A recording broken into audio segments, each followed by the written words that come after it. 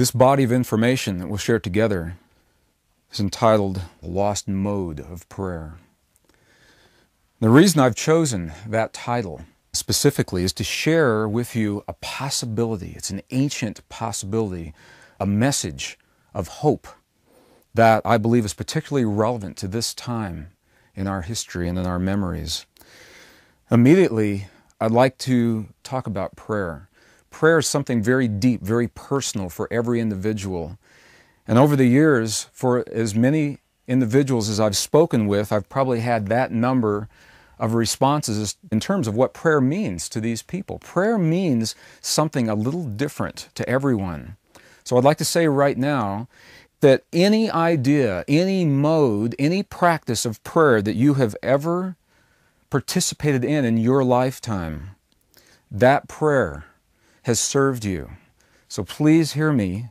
I'm not saying that any form of prayer is wrong or that it's bad or that there's anything wrong with using that mode of prayer. What I am suggesting is that there is a mode of prayer that was lost to the West a long time ago.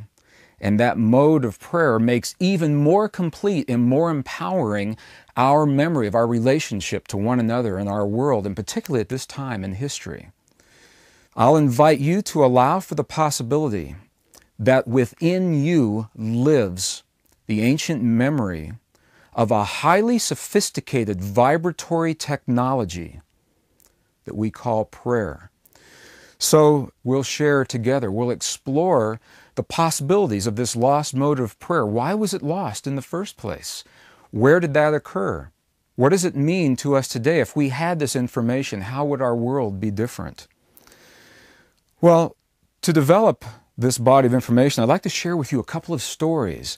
And the way I'll share them is I'll begin them now and we'll finish them at a later time when we have all the information to make sense out of the stories. I'd like to share with you a couple of mysteries that I've witnessed recently in my life. They're mysteries for which modern Western science makes no allowance. These are mysteries in terms of what we would expect to see in our world today within the context and the framework of what our science, our physics, and our chemistry allow for. In ancient traditions, however, and indigenous traditions still living today, what we often view as miracles are common and expected within their frame of reference because their belief systems allow for it. Their belief systems say, of course, as we interact with our world, the creative forces of the cosmos and one another, of course we would expect these results. And in our Western world, in the last 1,700 years, we have developed a sense of being separate from the creative forces of the cosmos, and in that separateness, perhaps we've forgotten our miracles. Well, the first story that I'd like to share, for some people, has been one of the most moving, although one of the briefest bodies of information that I've had to share. I recently witnessed a video recording that was taken from a medicineless hospital in China, where they practice on a daily basis what today we could consider a mode of prayer. They may not call it prayer as such, and it embodies all of the tenets of the prayer that we will share together today. This video is so empowering because it allows us to see with our own eyes in real time the great possibilities of our relationship with the creative forces of our world. The video begins in a practitioner's room where a woman is lying on a gurney. She's the patient. She has a 3-inch diameter cancerous tumor in her bladder. And there's a computer and a CRT screen up on a desk. And on this CRT screen, we're seeing an ultrasound readout, just like we do in the West today for unborn children, so that we can see the fetus in the mother's womb. The ultrasound is being shown on the left-hand side of this computer screen. So they scan the woman's tumor, they show the ultrasound image on the left side, and they freeze that frame onto the screen for a reference. Now on the right-hand side of the screen, they begin to scan real time so that we can watch this tumor respond to a mode of prayer and can compare it to the left-hand side and see what's happening. There are 3 practitioners that are standing around the woman's body. The woman is fully awake, fully conscious. She is not anesthetized. She is a willing participant in this process, and that's key. She trusts, she believes in the process that's about to unfold within her body, and she's allowing for those around her to participate in the process. What the 3 practitioners begin to do, as they close their eyes, they go through a silent process that I'll share with you as we go through our work, and the only visible sign of anything happening that we see is a phrase that's being spoken among them as they reinforce one another. And the phrase simply says, wasa, wasa, wasa, wasa. And loosely translated, it means already done, already accomplished, already healed. In their frame of mind, they're saying that this woman is already healed, and that's their belief. What begins to happen in 2 minutes and 30 seconds, real time, on the screen, we watch the ultrasound image. The first few seconds, it appears nothing is happening. Suddenly the tumor begins to quiver, and then it almost melts as it breaks down. It melts and falls away with such completeness that even the lining of the inside of the bladder has no scar tissue left to even indicate where this tumor had been. And it happens in 2 minutes, 30 seconds.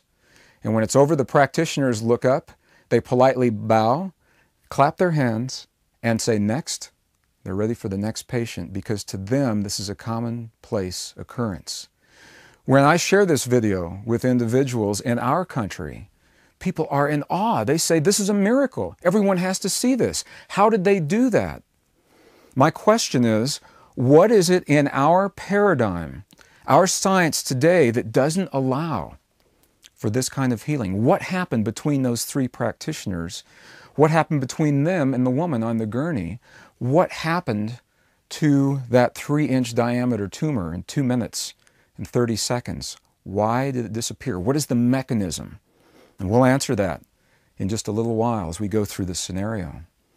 The second story I'd like to share with you is a scenario that I witnessed personally in 1995. I had just completed a conference on the West Coast, and I was meeting conference colleagues for dinner. It was in the evening. I was walking toward the restaurant where we had agreed to meet through a dark parking lot. And I could see people in the lobby moving around, and I noticed an elderly gentleman and his wife coming through the crowd out the door.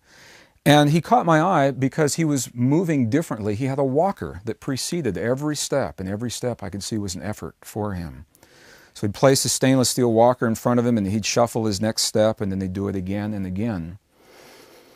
He and his wife left the lounge, the restaurant lobby, and they stepped onto the sidewalk. Apparently they had not seen the drop-off from the sidewalk down to the curb, down to the street level. It's about a 6-inch drop. And as his walker was placed on the ground looking for that next solid foothold, he missed. And he went into the street, and I watched. It was almost in slow motion. I saw the walker precede him, and then a crumpled heap. He fell on top of it, still clutching onto the hands because he trusted his walker so much. And there he was lying on the street, and his wife knelt down beside him. And by that time, I saw what was happening, and I rushed over. And although I believed I was the only one that saw this, by the time I got there, someone else was already there. And I had not seen this woman. I don't know where she came from. I hadn't seen her out of the corner of my eye. And I didn't see how she got there so quickly. She was already there. She examined this man carefully. He was fully awake, fully conscious, a little dazed. There was a mercury vapor street light that was above us. Those are the lights that you see along the freeways in the United States at night. Very odd lights, and they distort colors a lot. So we were looking at all of this scenario underneath this street light. And I watched this woman, and she carefully took this man's head. She cradled it in her arms, in her lap. And there was a little trickle of blood that was coming down somewhere the back of his neck onto his shirt. And without saying a word, she meticulously traced this path of blood, the little zigzag line, and she carefully parted the folds of skin in his neck to find out which one was the source of this injury. And she found one fold as she separated it, and there was a darkened gash just below his ear on the back of his head. In the mercury vapor light, it didn't even look red, it just looked dark. It's almost colorless. Without saying a word, she took 2 fingers of her right hand and simply began to stroke the area where the tear had occurred in his skin. And in just a couple of minutes, in the presence of the crowd that had gathered to watch this, we saw the tear disappear.